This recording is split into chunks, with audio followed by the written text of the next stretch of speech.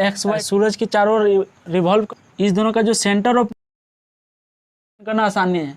लेकिन अगर अब ये फ्लिप करता हुआ जा रहा है तो यहाँ पर भी मैथमेटिकल कैसे ये लाइक करता है इसके तरफ। इंटीजर 1 से स्टार्ट हो रहा है positive. Hello guys, how are you. चलिए आज हम लोग स्टार्ट करेंगे सेंटर ऑफ मास। तो मैंने बहुत दिन से वीडियो नहीं डाला था, तो मैं गांव में आ गया था। पहले कॉलेज में था तो वहाँ पे वीडियो बना रहा था ब्लैक बोर्ड होने के कारण, लेकिन गांव में थोड़ा दिक्कत आया तो ब्लैक बोर्ड बनाने के बाद आज हम लोग सेंटर ऑफ मास स्टार्ट करेंगे। तो सेंटर ऑफ मास स्टार्ट करेंगे। तो सेंटर ऑफ मास में सबसे पहले डिफिनेशन देखते हैं, लेकिन डिफिनेशन देखने के पहले हम लोग सेंटर ऑफ मास को अनुभव करते हैं। सेंटर ऑफ मास आखिर है क्या चीज़। तो सेंटर ऑफ मास मतलब क्या, अगर कोई भी रिजिड बॉडी है तो इसका एक पॉइंट मास, मतलब इसका अगर मास m है तो ये बहुत बड़ा सा जो दिख रहा है तो इसका मास हर एक जगह फैला हुआ है, यहाँ पूरे यूनिफॉर्मली डिस्ट्रीब्यूटेड है। लेकिन इस पूरे मास को हम एक पॉइंट से रिप्रेजेंट कर सकते हैं, जिसको हम बोल सकते हैं इस पॉइंट पर ये पूरा मास कंसंट्रेट होगा। तो उसी को हम लोग सिंपल भाषा में क्या बोलेंगे, सेंटर ऑफ मास बोलेंगे। तो यानी ये जो यहाँ पर ये पूरा मास है इसको हम कंसंट्रेट मान सकते हैं कि इस पॉइंट पर ये कंसंट्रेटेड है। तो इसको हम लोग पढ़ते क्यों हैं कि ये एक पॉइंट पर कंसंट्रेटेड है, तो वे इम्पोर्टेंस भी इसका देखेंगे। और जैसे ये पूरा रिजिड बॉडी है तो इसका सेंटर ऑफ मास कहाँ होगा, यहाँ पर होगा। तो ये पोजीशन हम कैसे निकालेंगे तो फिर वे भी देखेंगे इस वीडियो में, क्या इसका पोजीशन कैसे फाइंड आउट करते हैं। मतलब अगर इस रिजिड बॉडी को कहीं पर भी रख दिया जाए तो ये एक्स वाई कोऑर्डिनेट अगर यहाँ लिख दिया जाए तो ये सेंटर ऑफ मास का कोऑर्डिनेट क्या आएगा, तो वे फाइंड आउट करेंगे। तो सबसे पहले सेंटर ऑफ मास क्यों ज़रूरी है, या इसका रियल लाइफ में क्या क्या एग्जाम्पल है। जैसे आप कह सकते हैं सूर्य और पृथ्वी, तो ये मेरा सूरज है और ये मेरा पृथ्वी है। तो अर्थ है, अर्थ क्या होता है, सूरज के चारों ओर रिवॉल्व करता है। हम लोग कहते हैं सूरज के चारों ओर करता है, लेकिन एक्चुअल में अर्थ सूरज का चक्कर नहीं लगाता। एक्चुअल में इसका जो सेंटर ऑफ मास होगा, इसका मास m1 है, इसका मास m2 है, तो इसका सेंटर ऑफ मास कहीं लाई करेगा जो सूरज के नज़दीक होगा। और सेंटर ऑफ मास क्या होता है, एक पॉइंट मास होता है। मतलब इस पूरे मास को एक पॉइंट में हम मान सकते हैं कि यह पूरे मास एक पॉइंट में जाके कंसंट्रेटेड हो गया है। उसी तरह यहाँ पर एक पॉइंट मास है जिसका इस दोनों का सेंटर ऑफ मास है, मतलब दोनों का मास मिला के यहाँ पर एक मास है। ये जो सेंटर ऑफ मास है, ये जितना दूरी है यहाँ से अर्थ का, ये अर्थ एक्चुअल में इस सेंटर ऑफ मास के चारों ओर घूमता रहता है। लेकिन ये सेंटर ऑफ मास इतना सूर्य के नज़दीक है तो हम लोग को लगता है कि सूर्य के चारों ओर घूम रहा है, जबकि सूर्य भी इसके चारों ओर घूम रहा है इसी सेंटर ऑफ मास के। उसी तरह हम लोगों का अर्थ के चारों ओर क्या घूमता है, मून घूमता है। तो हम लोग कहते हैं चांद अर्थ के चारों ओर घूमता है, ऐसा बात नहीं है। जबकि इस दोनों का जो सेंटर ऑफ मास जहाँ होगा उसके अबाउट अर्थ भी घूमेगा और सन भी उसी के अबाउट घूमेगा, इसके सेंटर ऑफ मास के अबाउट। तो सेंटर ऑफ मास बहुत इम्पोर्टेंट रखता है। क्यों इम्पोर्टेंट रखता है अभी बताएंगे, इसके इम्पोर्टेंस होने का क्या क्या कारण है। तो इम्पोर्टेंस बताने के पहले सेंटर ऑफ मास का एक फॉर्मल डिफिनेशन देख लेते हैं। Informal definition non technical word में, मतलब जो आम आदमी भी समझ सकें। तो सेंटर ऑफ मास क्या कहते हैं, पहला पॉइंट लिखेंगे हम लोग, the whole mass concentrated at a single point. ये पहला पॉइंट हो गया आपका। अब दूसरा पॉइंट में, ये पहला पॉइंट डिफिनेशन है क्या, किसी भी बॉडी का अगर हम एक पॉइंट पर उसके मास को कंसंट्रेटेड कर लेंगे तो वही मेरा सेंटर ऑफ मास है। अब ये पोजीशन कैसे फाइंड आउट करेंगे ये अभी हम बताएंगे, जैसे जैसे लेक्चर आगे बढ़ेगा। तो आज तो फाइंड आउट करने सीखेंगे। तो ये हो गया आपका सिंपल लैंग्वेज में, नॉन टेक्निकल वर्ड में डिफिनेशन। लेकिन अगर हम लोग को टेक्निकल वर्ड में डिफिनेशन बोला जाए तो उसको हम कैसे सीखेंगे। तो टेक्निकल वर्ड मीन्स जो आप एग्जामिनेशन हॉल में लिखिएगा, जो फॉर्मल वे में डिफिनेशन है। बढ़िया बढ़िया से सजा के जो लिखते हैं, तो वे क्या हो जाएगा, द पॉइंट मीन्स एक स्मॉल सा पॉइंट, रिप्रेजेंटिंग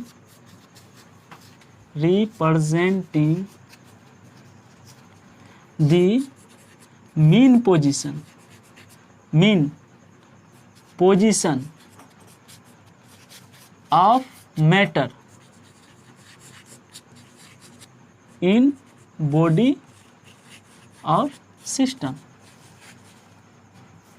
तो ये जो डिफिनेशन है ये मैथमेटिकल डिफिनेशन हो गया, मतलब ये अभी आगे हम जाके इसको बढ़िया से समझाएंगे, लेकिन यहाँ पर हम समझाने का प्रयास करते हैं आपको।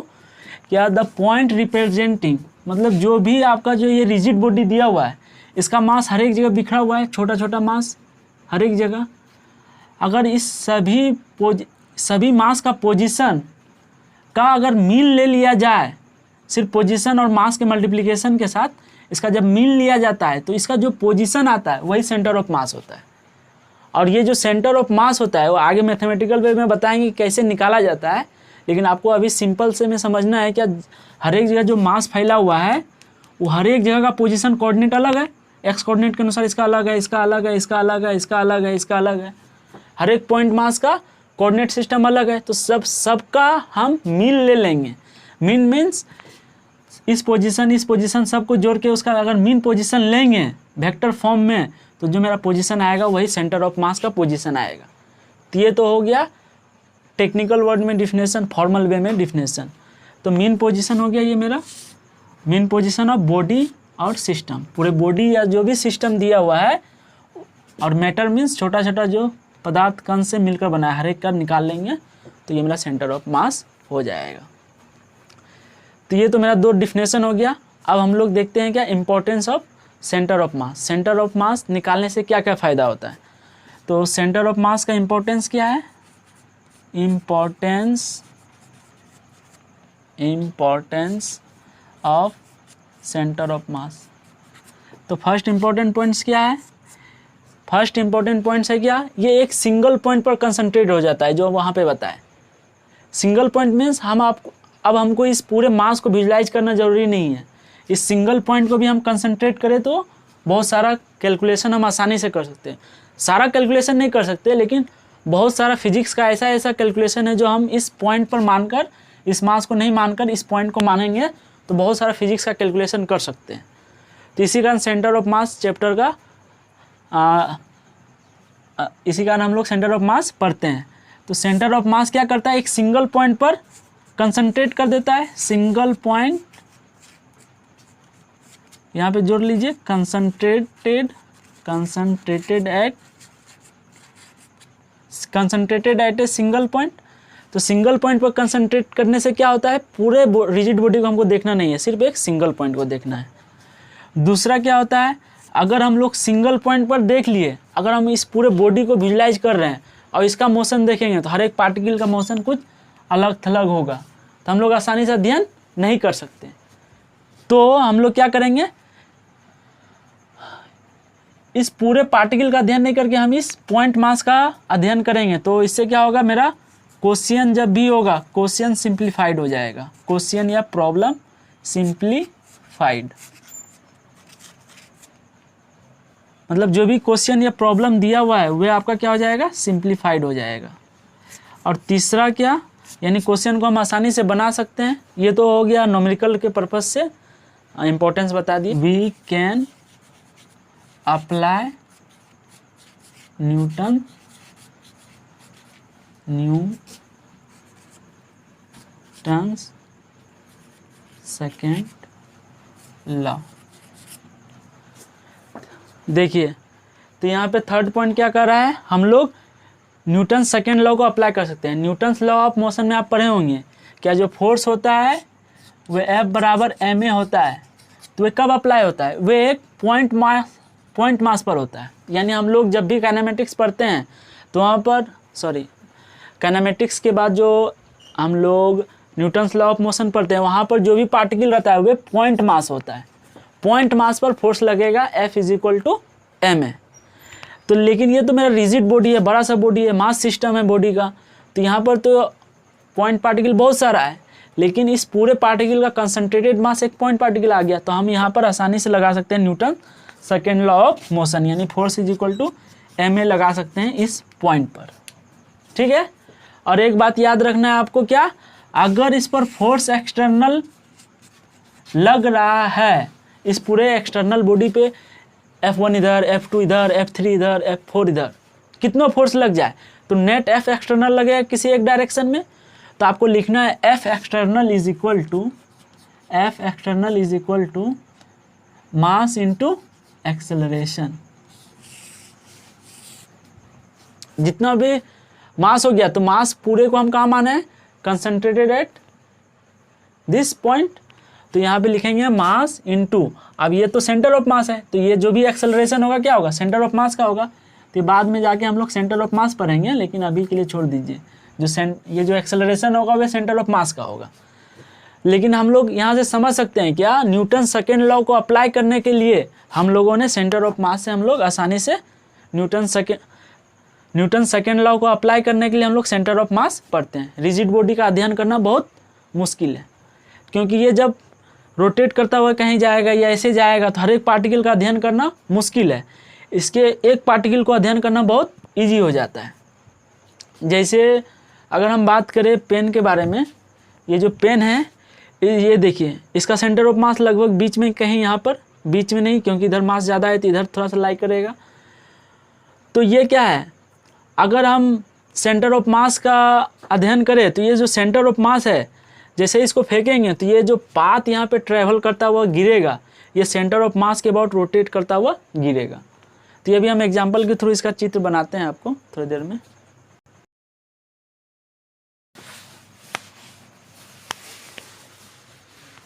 समझ में आ रहा है ये बढ़िया लग रहा है रे। लेकिन ये जो एक चीज समझ में आया, क्या, एक मीन पोजीशन निकालेंगे तो सेंटर ऑफ मास ही क्या निकलेगा, कैसे निकलेगा? हाँ, मीन पोजीशन, ये मीन पोजीशन हम बोल दिए ना, तो मीन पोजीशन सेंटर ऑफ मास क्या है, अगर हम दो बॉडी रख रहे हैं ऐसे, तो हम बोलेंगे दो मास इक्वल है, तो इसका पोजीशन क्या होगा, बीच में आएगा, सीधा सीधी बात है। सिंपल से अगर सोचो तो इसका मीन पोजीशन क्या हो गया, अगर ये 1,1 है, ये 2,2 है, तो इसकी ये कितना आएगा 3/2, 3/2, तो मीन पोजीशन नहीं हो गया। वो समझ रहे, लेकिन सेंटर ऑफ मास वहाँ कैसे लाइक करेगा, यही नहीं समझ में आ रहा है। तो सेंटर ऑफ मास एक वर्चुअल पॉइंट है, जो तुम ऐसे सोच नहीं सकता वो कहाँ लाई करेगा। जैसे ये देखो, ये जो सेंटर ऑफ मास, जब तुम किसी चौक को फेंक दो तो उसका जो सेंटर से घूम रहा है, तो जो सेंटर से पेन को ऐसे फेंकेंगे तो इसका जो अध्ययन क्या जाएगा, तो देखेगा क्या, इसका जो एक पॉइंट है कैमरा से शूट करेंगे, तो जब देखेंगे तो इसका एक पॉइंट हमेशा स्थिर जा रहा है और बाकी सब पॉइंट रोटेट कर रहा है। तो हाँ, तो वे जो यहाँ पे ये जो पॉइंट आया ये सेंटर ऑफ मास है, और इसको जब कैलकुलेशन किया गया तो मीन पोजीशन से निकाला गया। थोड़े क्या वो डिफाइन कर दिया कि मीन पोजीशन, पहले मीन पोजीशन आया, सब चीज़ तो प्रैक्टिकली हुआ होगा ना। प्रैक्टिकली निकाला कि यहाँ पे अध्ययन किया कि ये सेंटर ऑफ मास है, उसके आधार पे थ्योरी दे दिया। तो यहाँ पर मीन पोजीशन निकाला जाता है, या तुम यहाँ से ऐसे देख सकता है। तो मीन पोजीशन निकालने का यहाँ टेक्निक होता है कि मीन पोजीशन खाली नहीं ले लेते हैं, एक्स वाला मास के साथ मल्टीप्लाई करके लिया जाता है। पार्टिकल वाला बताना था ना, वो वाला बता देते हैं।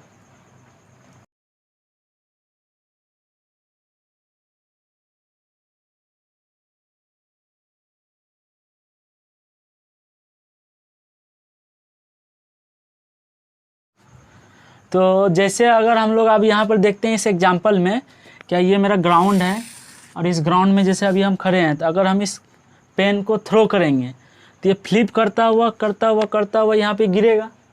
तो ये जो फ्लिप करता हुआ जब गिरेगा ना, आप बढ़िया से अगर देखिएगा, कैमरा रखिए और इसको शूट करता हुआ देखिए, ऐसे फ्लिप कराते हुए, तो आपको लगेगा ये जो एक पॉइंट है इसका जो centre of mass, way point ना कभी वो परिवर्तित रहता है, अनचेंज्ड रहता है। ये ऑलवेज अपना पाथ सेम डायरेक्शन में जा रहा है, मतलब ये सेम डायरेक्शन में नहीं जा रहा है, मतलब ये प्रोजेक्टाइल पाथ में जा रहा है, मतलब ये वाला चीज़ कभी नहीं बदल रहा है। ये बाकी सब जो भी पार्टिकल है ये यहाँ पे रोटेट कर रहा है, मतलब ये ऐसे ऐसे रोटेट कर रहा है, लेकिन ये जो पार्टिकल है ये एकदम प्रोजेक्टाइल पाथ में जो एक पॉइंट मास जो जाता है उसके आधार पे ये जा रहा है, और बाकी सब जो पार्टिकल है ये अपना आगे भी जा रहा है और रोटेट भी कर रहा है इस जगह। लेकिन ये पार्टिकल बिना रोटेट किए हुए यहाँ पे सिर्फ यहाँ पे प्रोजेक्टाइल में जा रहा है। तो यहाँ से आप समझ सकते हैं कि सेंटर ऑफ मास पता है तो हम लोग क्या कर सकते हैं, इसके ट्रेजेक्ट्री मोशन को देख सकते हैं, मतलब ये किस तरफ पाथ फॉलो करेगा, तो सेंटर ऑफ मास का पाथ पता चल जाएगा। तो बाकी सब पार्टिकल का हम उसके रेस्पेक्ट में हम आसानी से निकाल सकते हैं, कितना डिस्टेंस पर है, कितना रोटेट कर रहा है, तो ये सारा सब कैलकुलेशन कर सकते हैं। लेकिन सेंटर ऑफ मास क्या कर देता है, मेरे काम को टीडियस कर देता है, क्योंकि ये प्रोजेक्टाइल पाथ में जा रहा है तो अध्ययन करना आसानी है। लेकिन अगर अब ये फ्लिप करता हुआ जा रहा है तो यहाँ पर भी रोटेट कर रहा है, ये जा भी रहा है और रोटेट भी कर रहा है, तो इससे क्या हो जाएगा, तो इससे हम लोगों को समझने में दिक्कत आएगा, क्योंकि हम लोग आइंस्टीन नहीं ना है कि हम ये रोटेट करा रहे हैं तो इसके हर एक पार्टिकल का मोशन को भी देख सकते हैं। हम आम इंसान है, तो हम लोग क्या करेंगे, इसके आम भाषा में इसको समझने का प्रयास करेंगे। तो इसी कारण हम लोग सेंटर ऑफ मास का इंट्रोडक्शन किए हैं, सेंटर ऑफ मास बनाया है कि हम लोग किसी भी रिजिड बॉडी जो बड़ा मास सिस्टम है उसके trajectory motion, second law of motion आसानी से लगा सके। तो यहाँ पर ये है, और एक पॉइंट आप यहाँ नोट कीजिएगा, अगर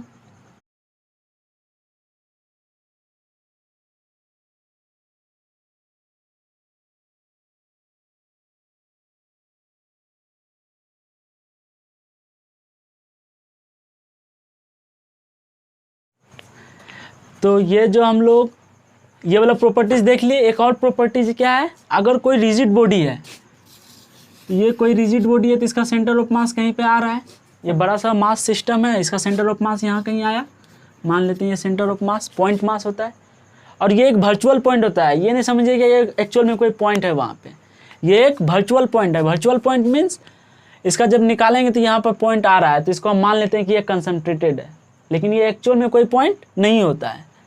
ओके, तो सेंटर ऑफ मास क्या होता है, is independent of the state of the body. Independent होता है, इंडिपेंडेंट मीन्स डिपेंड नहीं कर रहा है, state of the body. State means क्या हुआ, अवस्था। अवस्था क्या है, अगर बॉडी एक्सेलरेट कर रहा है कि बॉडी रेस्ट में है, वे दो चीज़ मतलब हो सकता है स्टेट का, या तो एक्सेलरेटेड या तो रेस्ट। एक्सेलरेटेड मीन्स मोशन में है विथ इंक्रीजिंग वेलोसिटी, या जो भी, मतलब अगर मोशन में है या रेस्ट में है तो सेंटर ऑफ मास अनचेंज रहता है। मतलब क्या, अगर कोई रिजिड बॉडी है, ये रेस्ट में है, तो इसका सेंटर ऑफ मास यहीं लाई कर रहा है। अगर ये एक्सेलरेटेड भी कर रहा है तो इसका सेंटर ऑफ मास यहीं लाई करेगा। अगर ये रेस्ट में है मतलब एक्सेलरेशन जीरो, ऐसा बात नहीं है, वेलोसिटी भी जीरो हो जाएगा। वेलोसिटी जीरो मतलब ये रेस्ट में है, अगर ये रेस्ट में है तो इसका भी सेंटर ऑफ मास यहीं लाई कर रहा है, एक्सेलरेटेड भी है तो यहीं पर लाई कर रहा है। ये नहीं क्या इसका सेंटर ऑफ मास एक्सेलरेटेड कर रहा है तो ये भी एक्सेलरेट करता हुआ यहाँ पहुँच जाएगा, ऐसा बात नहीं। मतलब centre of mass is unchanged independent of the state of the body. State means क्या हो गया, एक्सेलरेशन या रेस्ट में। रेस्ट में रहे या एक्सेलरेशन में रहे, सेंटर ऑफ मास ऑलवेज जहाँ लाई कर रहा है वहीं लाई करेगा। पॉइंट का यही कहने का मतलब है। आई होप ये क्लियर हुआ होगा आपको। स्टेट का मतलब याद रखिएगा, उसका क्या अवस्था है, वो मोशन में भी हो सकता है और रेस्ट में भी हो सकता है, या एक कांस्टेंट वेलोसिटी या कांस्टेंट स्पीड से जा रहा है तो उसमें भी कोई चेंज नहीं आएगा। अगर यही बॉडी है तो इसका सेंटर ऑफ मास यहीं लाई करेगा। ओके, यहाँ तक लिखिए। और यहाँ तक आपको सेंटर ऑफ मास का फीलिंग आया होगा कि सेंटर ऑफ मास क्या होता है। और एक और चीज़ क्या, अगर दो बॉडी है, मान लेते हैं ये एक एम मास है और ये एक मान लेते हैं स्मॉल एम मास है, तो जो बड़ा मास होता है ना उसका सेंटर ऑफ मास उसकी तरफ लाई करता है। ये बात याद रखिएगा, ये भी हम प्रूव करके दिखाएंगे, प्रूफ मैथमेटिकल कैसे ये लाई करता है इसके तरफ। क्योंकि आपको पता है ये बड़ा मास है, ये छोटा मास है, तो बड़ा मास मतलब इसका मास कंसंट्रेशन किधर है, मास मतलब इसके पास मास ज़्यादा है, तो जब भी हम इससे निकालेंगे तो सेंटर ऑफ मास ऑलवेज इधर ही आएगा। वो मैथमेटिकली अभी बता देते हैं आपको।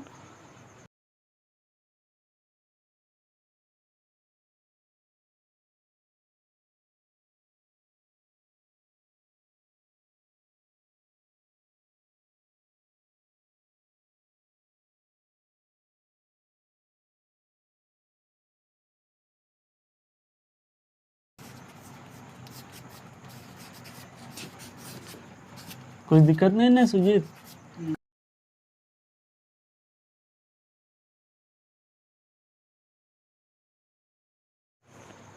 तो अब हम लोग पोजीशन ऑफ सेंटर ऑफ मास निकालते हैं, यानी अब हम लोग मैथमेटिकल वे में घुसने वाले हैं। मैथमेटिकल वे में हम लोग दो तरह से पढ़ेंगे, फर्स्ट है डिस्क्रीट मास सिस्टम और दूसरा है कंटिन्यूस मास सिस्टम। यानी हम लोग डिस्क्रीट मास सिस्टम का क्या सेंटर ऑफ मास निकालने सीखेंगे और फिर कंटिन्यूस मास सिस्टम का मास निकालने सीखेंगे।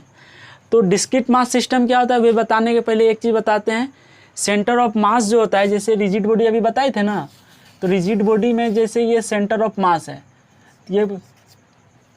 ये इसका पूरे का मास m है, तो एक पॉइंट आता है कहीं पर जहाँ पर हम इस पूरे मास को क्या कर देते हैं कंसंट्रेटेड, तो यही मेरा सेंटर ऑफ मास हो जाता है। मतलब जहाँ पर एक पॉइंट मास, जहाँ पे हम सारा मास को कंसंट्रेटेड मान सकते हैं, वही सेंटर ऑफ मास है। लेकिन अब यहाँ पे क्या सीखेंगे, पोजीशन, मतलब इसका एक्स वाई कोऑर्डिनेट में है, कैसे यहाँ पर इसका कोऑर्डिनेट कौन सा होगा वे पता करने का कोशिश करेंगे। ठीक है, कोऑर्डिनेट कुछ भी हो सकता है, क्योंकि हम एक्स वाई कोऑर्डिनेट ऐसे माने हैं तो इसके अनुसार कुछ अलग कोऑर्डिनेट आएगा। अगर हम एक्स वाई कोऑर्डिनेट यहीं से मान लें तो इसके अनुसार अलग कोऑर्डिनेट आएगा। लेकिन अगर इसका सेंटर ऑफ मास यहाँ लाई कर रहा है तो यहीं ये लाई करेगा, लेकिन कोऑर्डिनेट सिस्टम के अनुसार इसका कोऑर्डिनेट ये बदलता रहेगा, क्योंकि एक्स वाई वेरी करता रहता है। कि मेरे मानने पर है कि एक्स वाई हम कहाँ पर मान रहे हैं, रेफरेंस पॉइंट। तो ये सारा पॉइंट यहाँ पे ध्यान रखना है आपको। तो लेकिन हम लोग सीखने वाले क्या चीज़ है, पोजीशन ऑफ सेंटर ऑफ मास। तो पोजीशन निकालने सीखते हैं। तो सबसे पहले डिस्क्रीट मास सिस्टम आता है। डिस्क्रीट मास सिस्टम मीन्स इसमें डिस्क्रीट रहेगा। डिस्क्रीट मतलब यहाँ पे आपको कंटिन्यूस मास नहीं दिखेगा। जैसे ये चौक है, तो चौक में देखिए एक एक डस्ट पार्टिकल जो चौक का है वे जूट के एक बड़ा मास सिस्टम बनाया, मतलब यहाँ पे कंटिन्यूस है, मास कंटिन्यूस है, तो ये कंटिन्यूस मास सिस्टम में आ जाएगा चौक। लेकिन अगर हम बात करें माला, जो हम लोग गले में माला पहनते हैं, तो उसमें क्या है, एक दाना फिर एक दाना, एक फिर मोती का दाना, फिर इस तरह कर करके पूरा। तो अगर उसी दाना को हम इधर उधर हम उसे इधर उधर कर देते हैं, तो उसके बाद अगर उसको इधर उधर डिस्ट्रीब्यूट कर देते हैं, एक दाना यहाँ पर जो गला में दाना मोती का दाना वाला जो रहता है हार, उसमें अगर एक दाना इधर कर दिए, एक दाना इधर, एक दाना इधर, कहीं पर भी कर दिए मान लेते हैं, तो बहुत सारा दाना है। तो बहुत सारा दाना मतलब इसका मास m1, इसका मास m2, इसका मास m3, इसका मास m4, इसका मास इसे डॉट डॉट डॉट, इसका मास mn। तो ये मेरा क्या हो गया, डिस्क्रीट मास सिस्टम। और कंटिन्यूस मास सिस्टम क्या हो गया, जैसे ये पेंसिल ले लेते हैं या एक रॉड ले लेते हैं, तो ये मेरा क्या है, कंटिन्यूस मास सिस्टम है। यानी इसमें कंटिन्यूस मास जुड़ते ये एक मास सिस्टम बनाया, यानी एक मैटर बनाया। तो यहाँ पे कंटिन्यूस मास सिस्टम देखेंगे और इसमें डिस्क्रीट। तो ये जो लेक्चर है मेरा, ये डिस्क्रीट मास सिस्टम पर ही आज का लेक्चर रहने वाला है। जो सेकेंड लेक्चर है ये कंटिन्यूस मास सिस्टम पर रहेगा। तो इसमें हम लोग रॉड का, सेमी सर्कल का, सर्कल का, और जो हेमी स्फीयर है, हेमी हॉलो स्फीयर है, सारा चीज़ का उसमें देखेंगे। तो आज हम लोग सिर्फ डिस्क्रीट मास सिस्टम का बढ़िया से अध्ययन कर लेते हैं, क्योंकि ये मेरा बेसिक है। ये क्लियर रहेगा तो हम वहाँ पे जा सकते हैं। इसमें समेशन यूज होता है, उसमें इंटीग्रेशन यूज होगा। तो देखिए इसमें कैसे समेशन यूज होता है। तो सबसे पहले हम लोगों का ये एक्स वाई कोऑर्डिनेट दिया हुआ है, और ये जो मोती का दाना है ये बिखरा हुआ है, यहाँ m1 है, m2 है, m3 है। तो इस सभी का हमको पोजीशन पता होगा, x1 कोऑर्डिनेट और y1 कोऑर्डिनेट। इसका क्या पता होगा, x2 coordinate, y2 coordinate. Okay, इस तरह सबका कोऑर्डिनेट पता रहेगा तो हम आसानी से निकाल सकते हैं। तो निकालने के पहले अब मान लेते हैं इसका कहीं सेंटर ऑफ मास आ रहा है, मान लेते हैं अभी के लिए सेंटर ऑफ मास यहाँ आ रहा है, तो इसका क्या हो जाएगा, x सेंटर ऑफ मास मान लेते हैं xc, yc आ रहा है। तो इस तरह कुछ आएगा, लेकिन अब कैसे निकालते हैं वे हम एक एक करके बताएंगे। एक बैग दो कोऑर्डिनेट सिस्टम में नहीं लाने वाले हैं हम। तो यहाँ तक समझ में आ गया आपको। अब हम लोग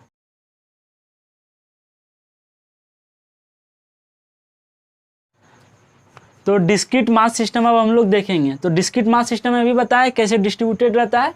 तो सबसे पहले हम डिस्क्रीट मास सिस्टम में ना, हम एक एक्सिस में यानी एक्स एक्सिस में सिर्फ हम डिस्ट्रीब्यूट करेंगे, यानी माला को सिर्फ एक्स एक्सिस में रखेंगे, इधर उधर स्पेस में नहीं रखने वाले हैं। तो एक एक करके हम लोग आगे बढ़ेंगे। मान लेते हैं ये मेरा एक्स एक्सिस है एक्स एक्सिस को थोड़ा बड़ा बनाते हैं, एक्स एक्सिस ये वाई एक्सिस और ये मेरा जेड एक्सिस है। तो ये मान लेते हैं जेड एक्सिस इधर जा रहा है, वाई एक्सिस इधर, एक्स एक्सिस इधर। तो ये जो मेरा माला है ये सिर्फ एक्स एक्सिस में है। ओके, M2 इस तरह डॉट डॉट डॉट, M3 और इस तरह डॉट डॉट डॉट डॉट कहाँ तक जा रहा है, Mn तक जा रहा है, और ये एक्सिस यहाँ तक बढ़ते जा रहा है एक्स एक्सिस। तो हमको सभी का पोजीशन पता रहेगा, ये x1 पोजीशन है, ये ओरिजिन के रेस्पेक्ट में x1 है, ये क्या है x2 पोजीशन है, ये क्या है मेरा x3 पोजीशन है, और ये मेरा क्या है x4 पोजीशन है। सॉरी x4 नहीं, Mn लिख दिए ना, Mn टोटल हमको पता नहीं है मोती का दाना कहाँ कहाँ बिखरा हुआ है, तो इसका कहीं ना कहीं सेंटर ऑफ मास आएगा। अगर हम इस दोनों का बात करें तो इसका सेंटर ऑफ मास यहाँ कहीं आ रहा होगा, इस दोनों का बात करें तो इसका सेंटर ऑफ मास यहाँ कहीं आ रहा है। अब ये सेंटर ऑफ मास आ गया, ये सेंटर ऑफ मास आ गया, अब इस दोनों का बात करें तो कहीं यहाँ आएगा। इस तरह कर करके हम लोग हीट एंड ट्रायल से भी निकाल सकते हैं, अगर मास बराबर है तो इसके बीच ऐसे, तो वे सारा है। लेकिन यहाँ मैथमेटिकल वे देखेंगे तो आपको क्या बताए थे, ये क्या है मीन पोजीशन है सभी मैटर का।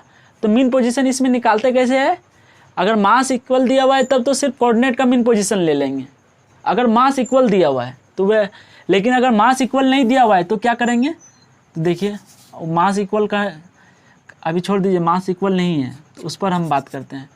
तो इसका सेंटर ऑफ मास जो भी लाई करेगा, क्योंकि सब एक्स पर ये बिखरा हुआ है, तो जो भी एक्स पर बिखरा हुआ है तो इसका centre of mass x coordinate पर ही आने वाला है।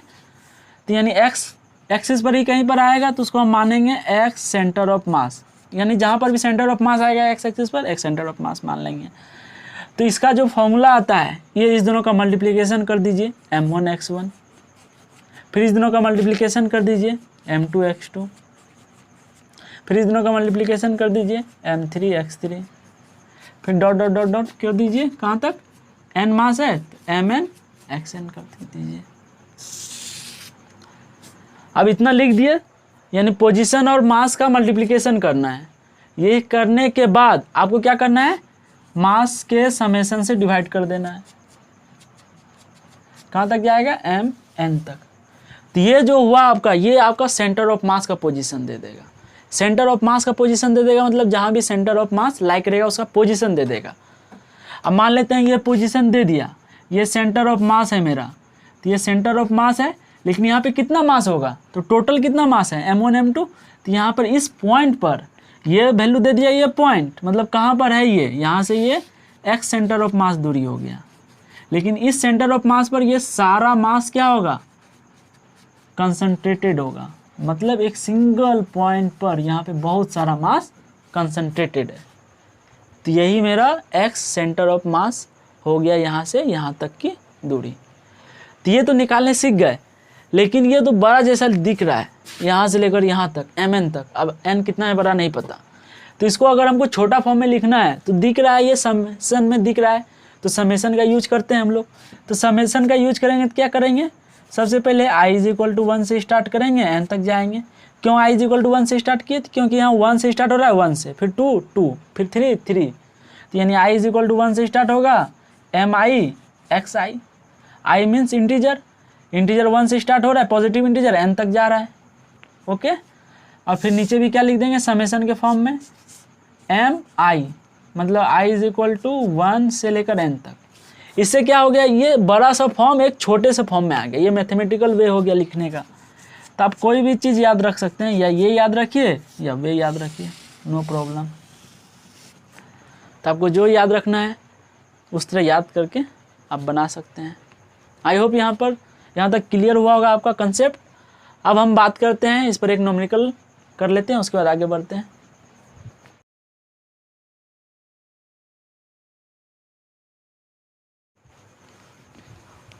अब देखिए, अभी जो ये क्वेश्चन आपको करना है, सबसे पहले आप ट्राई कीजिए, आई होप आपसे हो गया होगा। पॉज करके आप सॉल्व करने का प्रयास कीजिए, फिर मेरा वीडियो आप देखिए। अब देखिए यहाँ पे सबसे पहले ये x कोऑर्डिनेट में दिया हुआ है x1 x2 m1 m2, तो यहाँ पे सिर्फ एक ही x एक्सिस में ही दिया हुआ है, तो इसका जो सेंटर ऑफ मास होगा सिर्फ x एक्सिस पर ही कहीं सेंटर ऑफ मास लाई करेगा। तो ये वाला फॉर्मूला भी जो बताया वही वाला यूज कर देंगे, x1 m1 + x2 m2 अब 2 ही मास है तो 2 ही तक लिखेंगे ना, उस समय तो n तक लिखे तो ये जनरल था मेरा, लेकिन यहाँ पे 2 ही तक लिखेंगे और नीचे में क्या आ जाएगा मास का समेशन, यही हो गया मेरा सेंटर ऑफ मास। तो x1 का वैल्यू कितना है 0 मीटर तो 0 लिख देंगे, m1 का वैल्यू कितना है 1 kg तो 1 लिख देंगे, और यहाँ पर x3 3 है और ये 2 है तो लिख दिए, और यहाँ से क्या आ जाएगा 1 + 3 तो कितना आ गया, ऊपर से मेरा 6 kg मीटर आएगा और नीचे में क्या आएगा 4 kg आएगा, क्योंकि ये जब मल्टीप्लाई में होगा तो ये मेरा 3 मीटर में है और ये 2 kg में है तो kg मीटर आ जाएगा, और नीचे में सिर्फ मास है तो kg में आएगा, तो kg से kg कैंसिल हो गया, और ये जब कैंसिल होगा तो कितना आ जाएगा 3/2 मीटर। मीन्स यहाँ से यहाँ तक ये 3 मीटर है तो ये बीच में लाई कर रहा है, बीच में लाई 3/2 सही लिखे हैं। हाँ m2 का वैल्यू गलत लिखे हैं, अच्छा तो यहाँ पे m2 का वैल्यू 2 होगा, सॉरी, तो यहाँ पर क्या हो जाएगा ये 3 हो जाएगा, तो यानी कितना हो जाएगा ये 2 मीटर हो जाएगा। मतलब ये 2 मीटर लाई कर रहा है, मतलब क्या सेंटर ऑफ मास यहाँ से 0 से 3 तक है, यानी ये 3 इकाई में है, 1 इकाई 2 इकाई 3 इकाई, तो यानी सेंटर ऑफ मास कहाँ लाई कर रहा है, यहाँ पे लाई कर रहा है। ये मेरा हो गया x centre of mass, x centre of मास। इसका मतलब क्या है, यहाँ से लेकर जो लाइटर ऑब्जेक्ट है, मतलब ये 1 kg का ऑब्जेक्ट है, यहाँ से इसका 2 मीटर दूरी हो गया, और जो ये हैवियर ऑब्जेक्ट है इससे दूरी कितना हो गया 1 मीटर हो गया। यानी हम बोलेंगे क्या, जो सेंटर ऑफ मास लाई कर रहा है वो हैवियर ऑब्जेक्ट के साथ ज़्यादा, मतलब उसके नज़दीक में, उसके जस्ट बगल में ऐसा नहीं बोलेंगे, उसके नज़दीक में रहेगा। तो यहाँ से अभी बताए थे आपको, प्रूव करके बताएंगे, तो यही एग्जाम्पल के थ्रू आप समझ सकते हैं। चलिए आगे, अब 3 कोऑर्डिनेट सिस्टम में हम आगे बढ़ते हैं। मतलब जब centre of mass 3 coordinate system में दिया रहे, मतलब स्पेस में इधर उधर कहीं भी दिया हुआ है, तो कैसे हम निकालेंगे।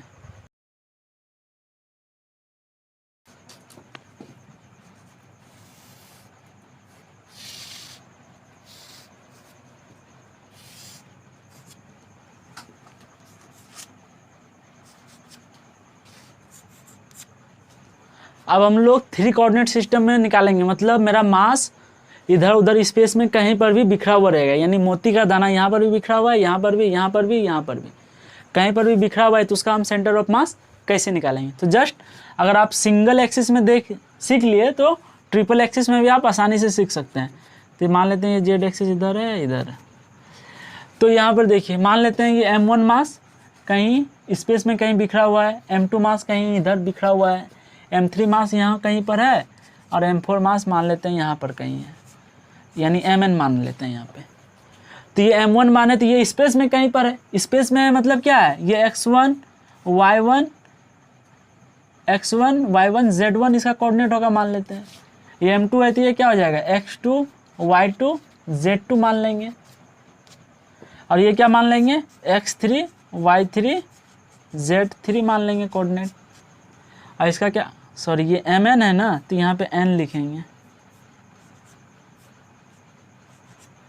और यहाँ पे ये 3 है तो यहाँ पे क्या लिख देंगे x3 y3 z3। तो अब हम लोग को सिंपली करना क्या है, इसका सेंटर ऑफ मास निकालना है। तो सबसे पहला बात क्या करेंगे, ये देखिए मेरा अगर ये x1 y1 z1 है तो हम इसको लिख सकते हैं r1 vector is equal to x1 i cap y1 j cap और z1 k कैप। ओके, उसी तरह हम इसको लिख सकते हैं x2 i cap y2 j cap z2 k cap. तो उतना नहीं लिखते हैं हम, नहीं तो फिर आप लिख लीजिएगा। उसी तरह इसको क्या लिख सकते हैं rn वेक्टर लिख सकते हैं, और इसको क्या लिख सकते हैं r3 वेक्टर लिख सकते हैं। मतलब यहाँ से यहाँ तक का पोजीशन वेक्टर, यहाँ से यहाँ तक का पोजीशन वेक्टर ऐसे हो गया ये, और ये यहाँ से लेकर यहाँ तक का पोजीशन वेक्टर हो गया, ये यहाँ से लेकर यहाँ तक का हो गया, ये यहाँ से लेकर यहाँ तक का हो गया। ये समझ में आ रहा होगा आपको।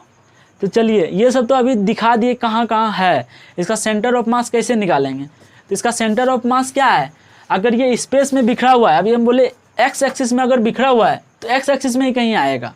अगर ये स्पेस में कहीं बिखरा हुआ है यानी एक्स वाई जेड कोऑर्डिनेट है, तो इसका जो सेंटर ऑफ मास का भी कोऑर्डिनेट आएगा एक्स वाई जेड में ही कहीं कहीं आएगा, पता नहीं है कहाँ पे आएगा, तो उसको तो कैलकुलेशन करना होगा ना। तो x सेंटर ऑफ मास आ रहा है तो इसको हम क्या लिखेंगे, r सेंटर ऑफ मास, क्योंकि x y में आ रहा है ना तो r लिखना होगा, क्योंकि यहाँ आप स्पेशली x नहीं लिख सकते, स्पेशली y नहीं लिख सकते, स्पेशली z नहीं लिख सकते। तो यहाँ पे क्या लिखेंगे, r सेंटर ऑफ मास लिखेंगे। तो सबसे पहला कोऑर्डिनेट क्या है मेरा, m1 है, और m1 के साथ क्या क्या है, x1 i cap, y1 j cap, z1 k cap. फिर m2 है मेरा, तो m2 के साथ क्या क्या है, x2 i cap plus y2 j cap plus z2 k cap. और उसके बाद क्या है, डॉट डॉट डॉट डॉट दे देंगे, दो ही तक लिखे, स्पेस भी नहीं है, बस यहीं तक लिख देंगे। तो इसे समझ में आ रहा है ना, जैसे वहाँ पे किया m1 x1 m2 x2, उसी तरह यहाँ पे क्या कर लेंगे, यहाँ पे 3 कोऑर्डिनेट सिस्टम आ गया। तो इस मास को इस पूरे स्पेस के कोऑर्डिनेट सिस्टम से मल्टीप्लाई करेंगे। अब स्पेस में मल्टीप्लाई करेंगे तो स्पेस में x y z तीनों है, तो x1 y1 z1 ऐसे नहीं जोड़ेंगे, उसको i कैप के साथ जोड़ेंगे, j कैप के साथ जोड़ेंगे, k कैप के साथ, क्योंकि x1 y1 z1 जोड़ेंगे तो वे तो सिंपल एक क्वांटिटी हो जाएगा। लेकिन अगर हम i cap j cap k cap के साथ जोड़ रहे हैं तो वे एक वेक्टर में कोई पोजीशन बता रहे हैं उसके हिसाब से ना, क्योंकि जो मेरा भी सेंटर ऑफ मास आने वाला है वो वेक्टर वे 3D में कहीं पर आने वाला है, मतलब स्पेस में कहीं पर आने वाला है, तो इसी का अनुत्तर लिखेंगे। तो यहाँ पे आप क्या करेंगे, और नीचे में जानते ही है मास से डिवाइड कर देंगे, ये तो उसमें भी कर रहे थे, ठीक है। अब देखिए यहाँ इतना करने के बाद m1 को m1 लिख देंगे। अब देखिए इस वेक्टर को हम लिख सकते हैं r1 वेक्टर, तो देखिए यहाँ पे इसको क्या लिख देंगे, r1 वेक्टर। अब बताइए इसको क्या लिख सकते हैं, m2 को, और यहाँ को क्या लिख सकते हैं, r2 वेक्टर, तो r2 वेक्टर लिख देंगे, प्लस डॉट डॉट डॉट कितना हो गया, mn है तो rn वेक्टर हो गया यहाँ पर। और उसके बाद क्या करेंगे, m1 plus m2 plus dot dot dot dot mn तक। यहाँ तक तो कोई दिक्कत नहीं आना चाहिए, यही वाला चीज़ तो लिखे हैं। और उसके बाद क्या करेंगे, ये मेरा क्या है, ये भी यूज कर सकते हैं, ये भी यूज कर सकते हैं, आपको जो फॉर्मूला आसान लगेगा, जो आपको इजी लग रहा है वे सारा यूज कर सकते हैं आप। अब ये बड़ा सा जैसा दिख रहा है, अब इस बड़ा चीज़ को हमको छोटा में लिखना है, मतलब एक लाइन में लिखना है, तो एक ही चीज़ यूज कर सकते हैं, समेशन। तो समेशन कैसे क्या होता है, बड़ा सा समेशन सम वाला सीरीज छोटा में बदल जाता है, तो यहाँ पे समेशन का यूज करेंगे। तो i = 1 से लेकर n तक जाएगा, m i होगा, r i वेक्टर होगा, मतलब m का वैल्यू 1 पुट करेंगे तो ये मिलेगा, 2 पुट करेंगे ये मिलेगा, n पुट करेंगे तो वह मिल जाएगा। और अगर हम बात करें यहाँ पे, तो यहाँ पर क्या आने वाला है बताइए, समेशन m i सिर्फ आएगा, और i कहाँ से स्टार्ट होगा, 1 से लेकर n तक। तो ये सारा सब मेरा क्या हो गया, r सेंटर ऑफ मास हो गया, r सेंटर ऑफ मास हो गया। अब आपको याद रखने में कौन सा आसानी होता है वे आप पर डिपेंड करता है, इसीलिए मैंने तीनों प्रोसेस बता दिया, r1 वेक्टर के फॉर्म में भी और x1 y1 z1 के फॉर्म में भी। आई होप यहाँ तक आपका क्लियर। ये दिक्कत है क्या, नहीं कहते हैं फॉर्मूला कौन सा, कौन सा फॉर्मूला कहाँ से आना, क्या है, तो हम तो बोले ही ना, इसका इसके साथ कोऑर्डिनेट मल्टीप्लाई करते हैं। हाँ काहे का नहीं पता है,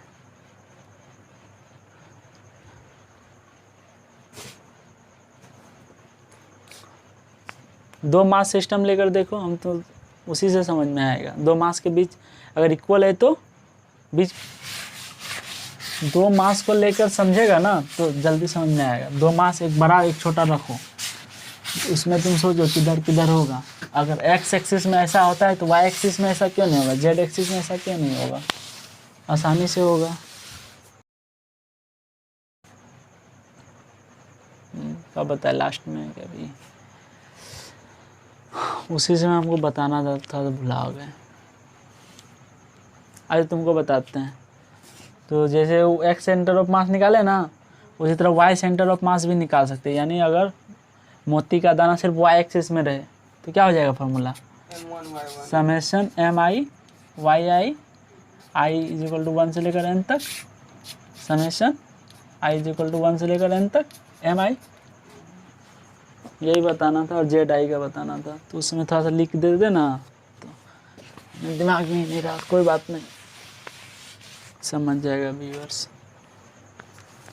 ये तो बोलेगा सिंपल सा फॉर्मूला वाला दे दिए क्वेश्चन, अब क्या करें, जैसा है वैसे।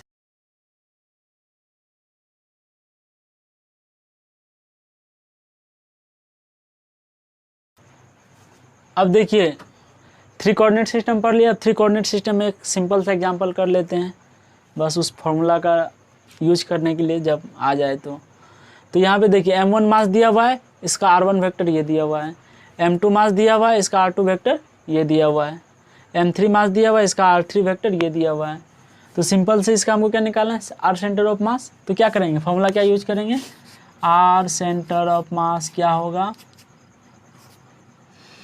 m1 r1 vector, m2 r2 vector plus m3 r3 vector, और नीचे में समेशन क्या आ जाएगा, m1 plus m2 plus m3 आ जाएगा। ओके, अब यहाँ से क्या करना है, तो यहाँ से देखिए m1 कितना है, 1 है, तो यहाँ 1 लिख देंगे, और उसके बाद r1 वेक्टर कितना है, i कैप, तो i कैप, 4j कैप तो 4j कैप, k कैप तो k कैप, m2 कितना है, 2 है, तो 2 लिख देंगे, r2 कितना है, i cap, j cap, k cap. तुम भी बनाओ, हाँ 2i cap minus j cap minus 2k cap. m1 कितना है, m1 है 1 प्लस 2 प्लस 3, तो इस तरह लिख दिए यहाँ से देख देख कर।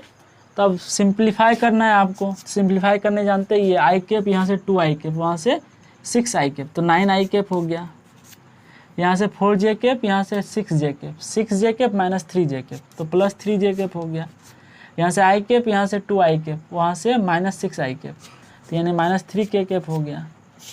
अगर हम 6 से डिवाइड मारते हैं तो ये क्या आ जाएगा, देखिए ध्यान से, 3 कॉमन आएगा तो 3 से कैंसिल आउट हो जाएगा, तो यहाँ पे क्या बचेगा, 3i cap plus j cap minus k cap, और ये किस में आंसर आएगा, मीटर में, क्योंकि हमको r बताना है ना, r मतलब यहाँ से कितना सेंटर ऑफ डिस्टेंस, कितना डिस्टेंस होगा सेंटर ऑफ मास का, तो ये तो मीटर में होगा। तो यहाँ से क्या पता चल रहा है, अगर x कोऑर्डिनेट का बात करें तो 3/2 आएगा, y कोऑर्डिनेट का बात करें तो 1/2 आएगा, और z कोऑर्डिनेट का बात करें तो -1/2 आएगा।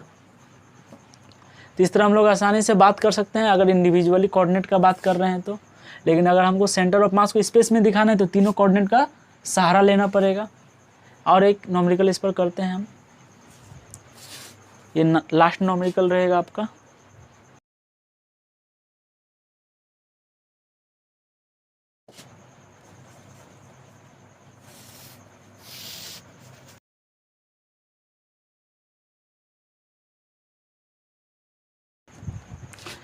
ये आपको क्वेश्चन दिया हुआ है, क्या एक स्क्वायर है जिसका ये स्क्वायर क्या है, ABCD स्क्वायर है, इसका लेंथ क्या है L, और हर एक कॉर्नर पर मास दिया हुआ है कितना वहाँ पर सिचुएटेड है। तो इसका हमको सेंटर ऑफ मास निकालना है, यानी ये 4 पार्टिकल जो है डिस्ट्रीब्यूटेड है, डिस्क्रीट मास सिस्टम है, उसका सेंटर ऑफ मास कहाँ होगा। तो एक सिंपल सा प्रोसेस आप कर सकते हैं, क्या इस दोनों का सेंटर ऑफ मास निकालेंगे तो बीच में होगा, क्योंकि मास बराबर है तो बीच में आएगा। ये दोनों मास बराबर है तो इसका बीच में सेंटर ऑफ मास आएगा, तो ये सेंटर ऑफ मास आ गया, ये सेंटर ऑफ मास आ गया, फिर इस दोनों के मास से निकाल लेंगे सेंटर ऑफ मास। ये आप कर सकते हैं, लेकिन मैं यहाँ पर कोऑर्डिनेट सिस्टम बताऊँगा जिसके हिसाब से आपको, ऐसे भी आप कर सकते हैं, कोई दिक्कत नहीं है, लेकिन कोऑर्डिनेट सिस्टम से क्या होगा, कोऑर्डिनेट का थोड़ा सा नॉलेज होगा कि किस तरह उसमें हम बनाते हैं। तो यहाँ पे ये x कोऑर्डिनेट मान लेते हैं और यहाँ पर ये y कोऑर्डिनेट मान लेते हैं। ओके, तो यहाँ पे x कोऑर्डिनेट मान रहे हैं, तो x कोऑर्डिनेट के अनुसार क्या, ये मेरा क्या आ जाएगा 0,0, क्योंकि यहाँ पर हम मान लिए ये परपेंडिकुलर है, तो यहाँ पे 0,0 आ जाएगा। ये क्या आ जाएगा मेरा L,0, ये क्या आ जाएगा मेरा L, और ये कितना आ जाएगा मेरा 0L। तो हमको चारों मास का क्या हो गया, कोऑर्डिनेट सिस्टम पता चल गया। अब कोऑर्डिनेट सिस्टम पता चल गया तो हम आसानी से निकाल सकते हैं। एक्स सेंटर ऑफ मास निकालना है, इसमें कितना कोऑर्डिनेट सिस्टम है, 2, यानी एक एक्स कोऑर्डिनेट भी है और एक वाई कोऑर्डिनेट भी है। तो एक्स कोऑर्डिनेट को अलग से निकालेंगे, वाई कोऑर्डिनेट को अलग से निकालेंगे। तो एक्स कोऑर्डिनेट का सेंटर ऑफ मास का क्या फॉर्मूला हो जाएगा, m1 x1 plus m2 x2 इस तरह dot dot plus m3 x3 plus m4 x4 divided by m1 plus m2 plus m3 plus m4। आसानी से कर सकते हैं। m1 का वैल्यू कितना है 2 kg, तो 2 लिख देंगे, तो 2 kg। और x1 का वैल्यू कितना है 0 है, तो 0 लिख देंगे। फिर m2 इसको मानकर चल रहे हैं, m1 m2 m3 m4। तो m2 का वैल्यू कितना है 2 है, तो 2 लिख देंगे। x2 का वैल्यू कितना है, मतलब x कोऑर्डिनेट कितना है l, तो l लिख देंगे।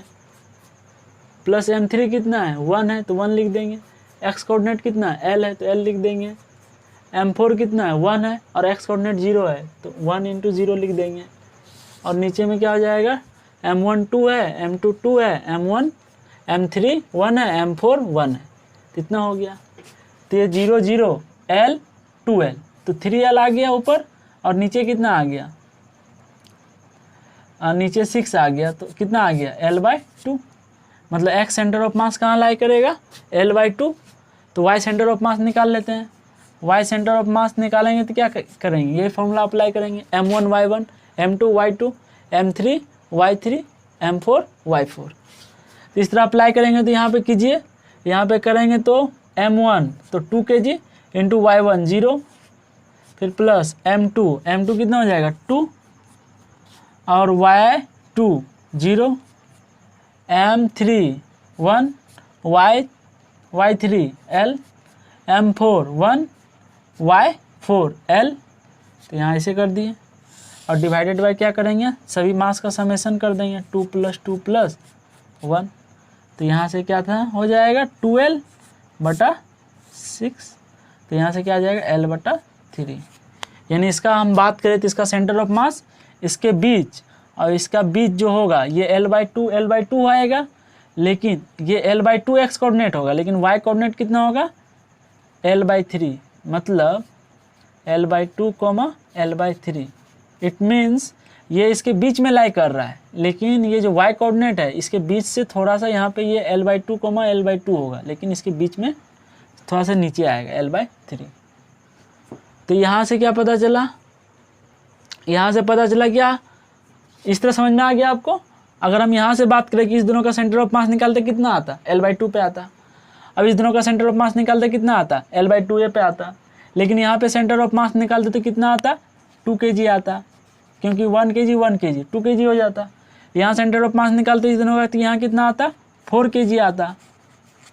अब देखिए, अब ये दोनों मान लेंगे एक स्ट्रेट लाइन में खड़ा है ऊपर से नीचे, तो इसका सेंटर ऑफ मास यहीं कहीं लाई करेगा। तो इसका सेंटर ऑफ मास इसके तरफ लाई करेगा, क्यों, क्योंकि ये हैवी मास है, तो इसका सेंटर ऑफ मास इसके तरफ नज़दीक होगा। इसी कारण यहाँ से देखिए l/3 y डिस्टेंस है ना, तो l/3 यानी यहाँ से यहाँ तक l/3 है, लेकिन यहाँ से यहाँ तक कितना है 2l/3 है। मतलब इससे ये 2 गुना डिस्टेंस, ये जितना डिस्टेंस है ये 2 गुना डिस्टेंस है। इस तरह आप सोच सकते हैं, लेकिन आपको एक्स कोऑर्डिनेट सिस्टम से इसी तरह बनाना है। इस तरह आपको कभी कभी इस तरह हेक्सागोन दे देगा और उसमें मास सिस्टम डिस्ट्रीब्यूटेड दे देगा, तो इसी तरह बनाना है। कहीं पर एक्स एक्सिस लेके और जहाँ पे आपको आसान लगे उस तरह बना सकते हैं, या इस दोनों का सेंटर ऑफ मास निकाल लीजिए, दोनों का निकाल लीजिए, जैसा मन करे। या इससे ये अगर मास इक्वल है तो इसका सेंटर ऑफ मास यहाँ लाई करेगा, अब ये तीनों स्ट्रेट लाइन में आ जाएगा। उस तरह आप कर सकते हैं। तो ये लेक्चर यहीं पर समाप्त होता है। आई होप आपको डिस्क्रीट मास सिस्टम समझ में आया होगा। तो नेक्स्ट लेक्चर में हम स्टार्ट करेंगे कंटिन्यूस मास सिस्टम। वहाँ पे हम लोग सारा कंटिन्यूस मास सिस्टम में रॉड का सेंटर ऑफ मास, या जो भी रिंग है तो हाफ रिंग है तो उसका सेंटर ऑफ मास, डिस्क का centre of mass half disc रहेगा या हॉलो स्फीयर रहेगा, हेमीस्फीयर तो उसका, या सॉलिड हेमीस्फीयर रहेगा, तो उस सब का सारा चीज़ हम देखेंगे एक एक करके कंटिन्यूस मास सिस्टम में। तो यहीं तक रहने देते हैं, आज के लेक्चर को देते हैं विराम। आई होप आपको आज का लेक्चर समझ में आया होगा। तो समझ में आया तो फटाफट लाइक कर दीजिए और सब्सक्राइब करना मत भूलिए किसी भी तरह। मेरे चैनल को सब्सक्राइब कीजिए, सपोर्ट कीजिए और मैं इसी तरह का वीडियो लाते रहूँगा आपके लिए। Thanks for watching.